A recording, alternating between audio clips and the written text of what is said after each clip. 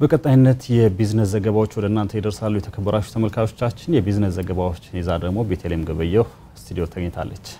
ቤተልሔም እንዴት አደርሽ? ሰላም ነኝ ሀብታሙ፣ እንደምን አደርክ? ሰላም ነኝ። መቀጠል ትችያለሽ። አመሰግናለሁ። እንደምን አድራችኋል ተመልካቾቻችን? ከማለዳው የቢዝነስ ዘገባዎቻችን ጋር አብራችሁን ቆዩ። የአማራ ክልልን የገቢ አቅም ለማሳደግ የገቢ መሰረትን በማስፋት ቀልጣፋና ፍትሃዊ የገቢ አሰባሰብ ስርዓትን መዘርጋት እንደሚገባ የክልሉ ምክትል ርዕሰ መስተዳድር ዶክተር ጌታቸው ጀንበር ተናገሩ። የክልሉን የገቢ አሰባሰብ ስርዓትን ለማዘመን ያለመ የሀገር አቀፍ አውደ ጥናት ከተለያዩ ባለድርሻ አካላት ጋር በባህር ዳር ተካሂዷል። ካሳው መንጌ ተጨማሪ ያለው ለአንድ ሀገር ሁለንተናዊ እድገት በቂ ገቢ መሰብሰብ ተኪ የሌለው ጉዳይ ነው። አንድ ሀገር የሀገሪቱ ዜጎች የሚፈልጓቸውን የተለያዩ የልማት ጥያቄዎችን ለመመለስና መሰረተ ልማቶችን ለማሟላት ከአጠቃላይ የሀገር ውስጥ ምርት ወይም ጂዲፒ 15% ያክሉን ገቢ መሰብሰብ እንዳለበት ጥናቶች ያመለክታሉ። ኢትዮጵያ ግን እንደ ሀገር ከጠቅላላ የሀገር ውስጥ ምርት 9.2% ብቻ ገቢ ትሰበስባለች። የክልሉን የግብር አሰባሰብ ስርዓት ለማዘመንና የገቢ ስትራቴጂን ለመንደፍ ያለመ ዘመናዊ የግብር አስተዳደር ስርዓት ቀጣይነት ላለው ልማት በሚል መሪ መልእክት ከባለድርሻ አካላት ጋር ሀገር አቀፍ አውደ ጥናት በባህር ዳር ተካሂዷል።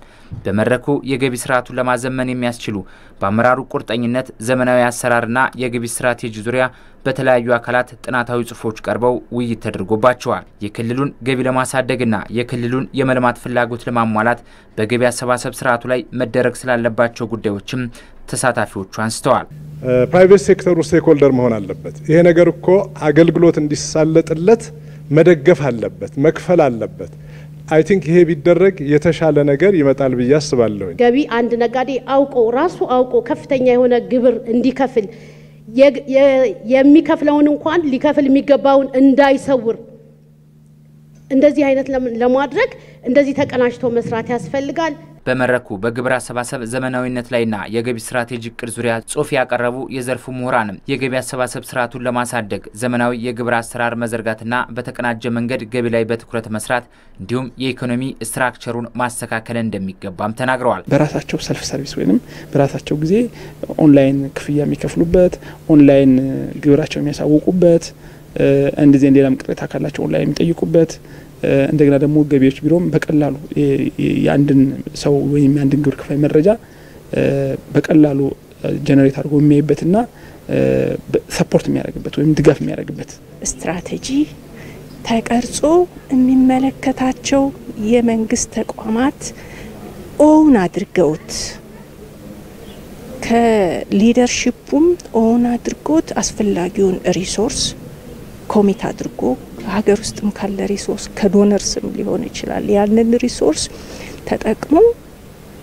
ሬቨኒው ሲስተሙን ሙሉ በሙሉ የመቀየር ስራ መስራት ይፈልጋል። የአማራ ክልል ገቢዎች ቢሮ ኃላፊ ዶክተር ጸጋ ጥበቡ የክልሉ የገቢ አሰባሰብ አለመዘመን በገቢ አሰባሰብ ስርዓቱ ላይ እንቅፋት መፍጠሩን ገልጸዋል።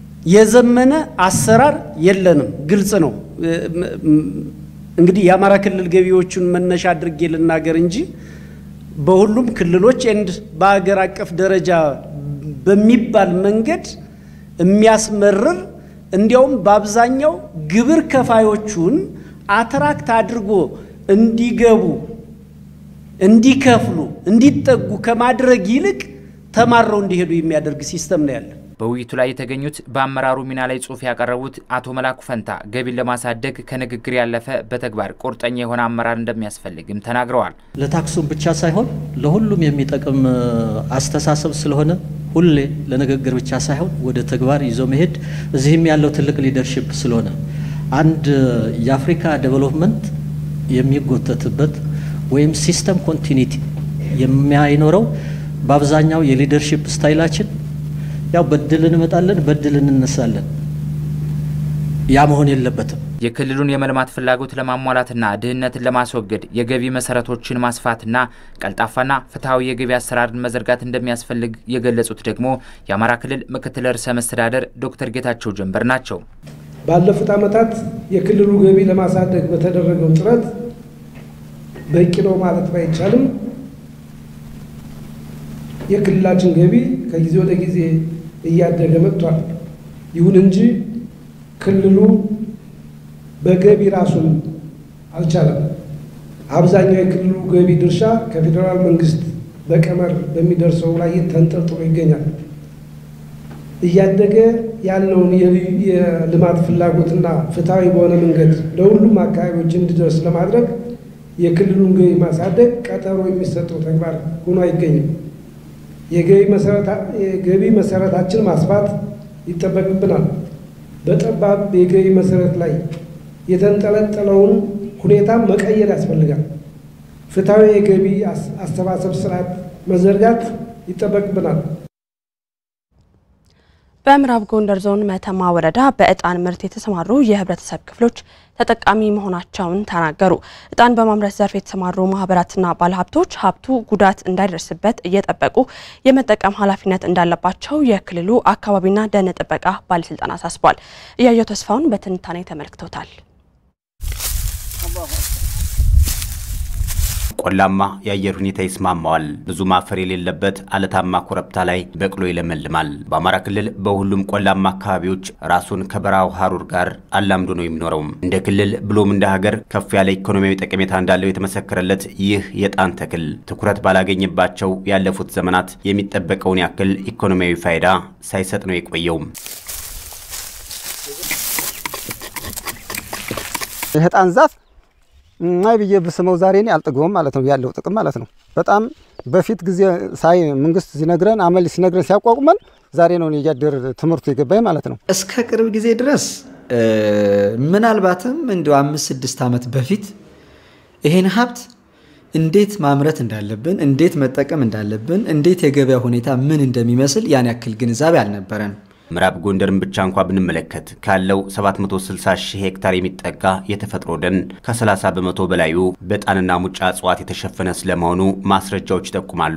የክልሉ ጥቅል የጣንና ሙጫ ተክል ሀብት ደግሞ ከ360 ሺህ ሄክታር በላይ ይደርሳል። ይህም በሰደድ እሳት፣ በእርሻ መስፋፋት፣ በደን ጭፍጨፋና ሌሎችም ፈተናዎች ለዓመታት ሲራቆት የመጣ ነው እንጂ ሀብቱማ ከዚህ በላይ ነበር። ጠቀሜታውንም የተገነዘበ አልነበረም። ከቅርብ ዓመታት ወዲህ በተሰራው ስራ ግን ማህበረሰቡ የጣን ምርትን ኢኮኖሚያዊ ጠቀሜታ በተግባር ተረድቶታል።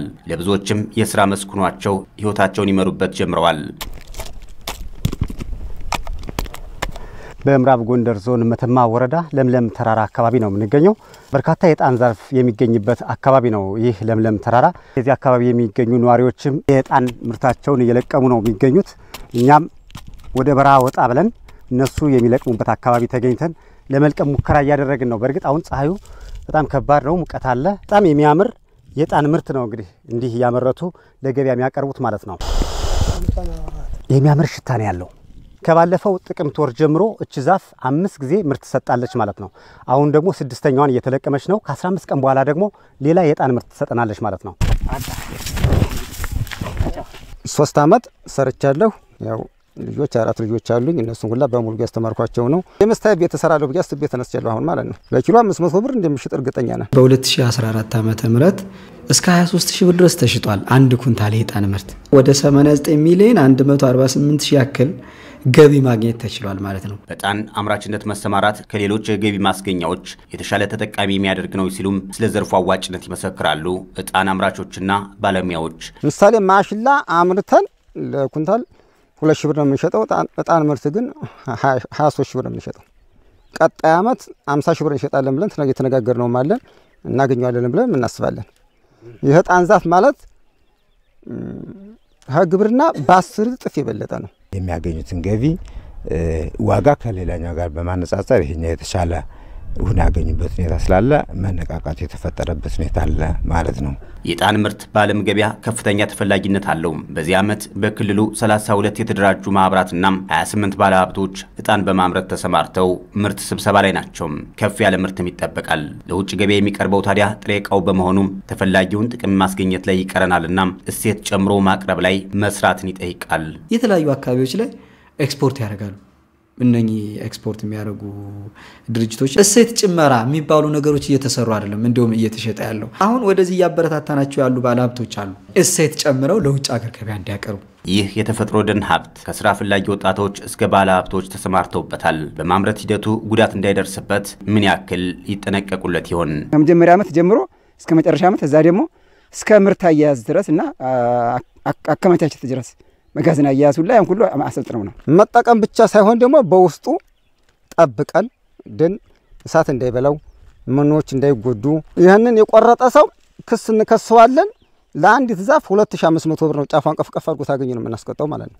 መሬት ኢንቨስትመንት ቢሮ የኢንቨስትመንት እርሻ ተብሎ እየተሰጠ ባለሀብቶቹ ሀብቱን እየመነጠሩ ወደ እርሻ የመቀየር ሁኔታ አለና ይህንን ለመከላከል የሰጠናቸው አምራች ማህበራትና ድርጅቶች ውል አላቸው ሀብቱን መጠበቅ ስለሚገባቸው። በተፈጥሮ በአመዛኙ ደግሞ በሰው ሰራሽ ችግሮች ከአመት ዓመት እየተመናመነ የመጣው የዕጣን ተክል እንደ ሌሎቹ የእጽዋት አይነቶች ችግኙን አዘጋጅቶ የመትከል ስራ ውጤታማ አይደለም። ይልቁንም በተፈጥሮ ራሱን እየተካ ህልውናውን እንዲያስቀጥል ከሰደድ እሳት በእርሻ መስፋፋት ከሚመጣ የደን መጨፍጨፍ ከንክኪና ሌሎች አደጋዎች መጠበቅ ይጠይቃል። አሁን ባለንበት ሁኔታ ግን የህዝብ ብዛት ከጊዜ ወደ ጊዜ እየጨመረ ነው።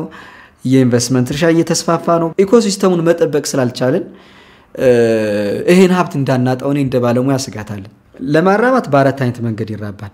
ችግኝ ጣቢያ ላይ ዘሩን በማፍላት ልክ እንደ ሌሎቹ የደን ዝርያዎች መትከል፣ አካባቢውን ከሰውና እንስሳት ንክኪ በመከለል ሶይል ባንኩ ላይ ያለው ዘር ራሱ ሪጀነሬት እንዲያደርግ እንደገና እንዲበቅል ማለት ነው። ያለዛ ደግሞ በከቲንግ የምንለው ከቲንግ ማለት ከቅርንጫፉ ወይም ከግንዱ ቆርጦ ወስዶ እንዲበቅል በማድረግ እንደገና ደግሞ ከሌሎቹ ጋር በማዳቀል እስከዚህ ድረስ ይሰራል። ወደ ውጪ የቢዝነስ ዘገባችን አለ።